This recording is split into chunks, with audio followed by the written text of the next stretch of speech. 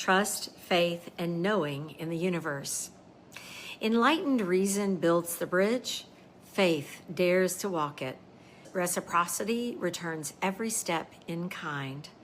It is so important for us to understand that we are part of nature. It is the realization of knowing that we are self-aware nature.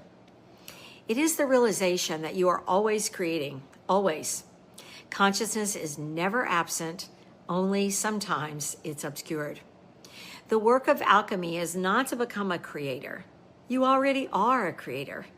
But it is to bring the subconscious patterns of creation into the light of awareness so that creation, manifestation, becomes a conscious act, something intentional and fully luminous. We want to take care that whatever it is that we're creating, that the results that we're experiencing are really something that we want to experience. There are 3 dimensions of this pillar. 1, trust, the willingness to surrender control and to lean into the benevolent order of life. Trust is not passivity. It is confidence in a universe that is always conspiring toward growth and wholeness.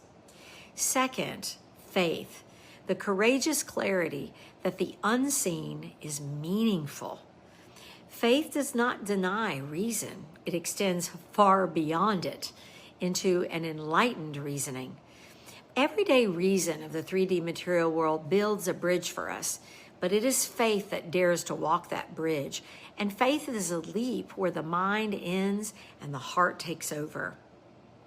3, knowing, direct, embodied realization, unlike belief, which wavers, or faith, which dares. Knowing is the inner certainty that arises when you have lived the truth. Knowing cannot be argued or borrowed. No one can tell you that what you know, that you know, that you know is incorrect.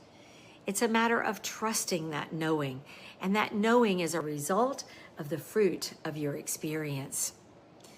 The subconscious and conscious creation is very much involved in the intention of this pillar. This pillar teaches that creation is happening every moment. When unconscious, creation is driven by the subconscious programs, ancestral imprints, karmic patterns, societal conditioning, and unresolved wounds that often we see show up in our shadows, which we discussed. When brought into the light, these same forces become raw materials for conscious creation. Thus, trust, faith, and knowing are not just virtues. They are technologies of consciousness. And my friends, I do not share this lightly. They are extremely important technologies of consciousness that dissolve the old curriculum of the subconscious, not making it go away, but simply stabilizing it so it can be transformed to something else.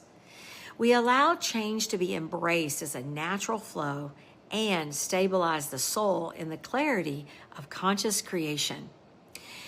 Pillar 9 unfolds into a symphony of sacred states that support conscious creation. The first one is Sankalpa Shakti, really developing a true devotion to the vow of being. I am already the one who. It's understanding that Sankalpa Shakti allows us to take faith and turn it into a lived vision. Shraddha Srikriti. This is trust in a benevolent universe. Seeing the universe as benevolent brings us to a place where we find that we can move into acceptance and that we don't find ourselves totally just moved and tossed about by loss or challenge. It's a state where we're able to stabilize a trajectory. The state of soul realization, knowing ourselves as love, light, and life. Truly the shift from personality to presence, to the observer. The state of nirodha and of stillness, the quiet of the mind that allows intuition and surrendered manifestation. The state of aklishta ekagraha is a single-pointed clarity, free from the coloring, the afflictions of awareness that are colored by the kleshas. The state of devotion, of abhyasa and vairagya, or ishvara pranidhana. This devotion to the practice, to relationships, to values, to a higher power, even when we're challenged.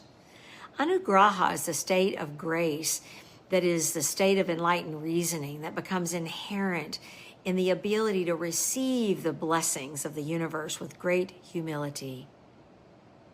These states are not sequential, but they are harmonics. They're not a hierarchy, but a sacred neutrality, a field that stabilizes trust and empowers conscious creation. So, in the alchemy of change, the ninth pillar reframes change itself. Most people experience change as a disruption, a shock, or a loss.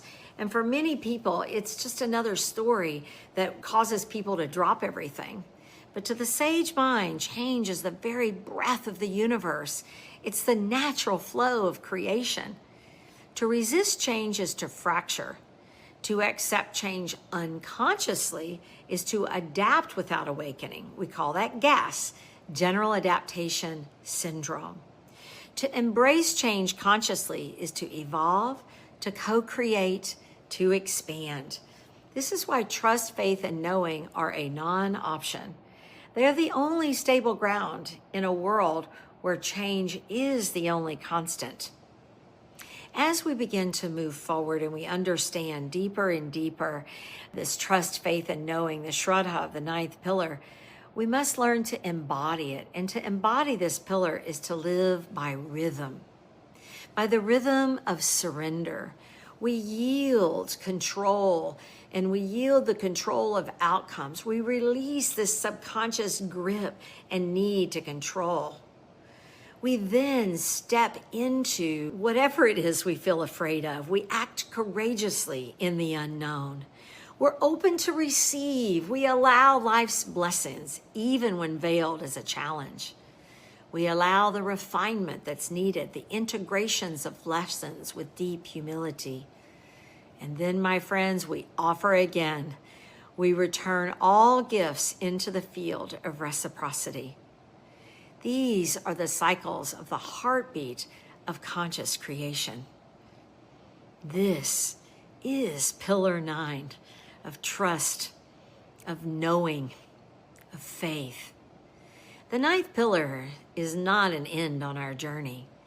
It is the budding, the blossoming open of the lotus and the opening of the heart of the lotus. It is a place where the disciplined breath becomes effortless flow. The mastered senses become channels of wisdom. Attention becomes a laser of creation.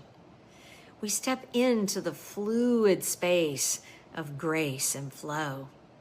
Thought, word, and action, they begin to ring out as one. Karma is turned into gold. We take a lower yield of experience and raise its yield to gold. Gratitude and appreciation multiplies value. Jealousy reveals buried power, and hypocrisy becomes revelations. And at last, trust, faith, and knowing open us into the truth that you are always conscious. You are consciousness itself. You are always creating. You are creation itself. The only choice point is whether you will create from shadow, the law of divine repulsion, or from the light of consciousness, the law of attraction, of divine polarity. The choice point. Do I remember who I am? I remember who I am. I remember who I am. And I begin again. There is nothing to negate in our experience.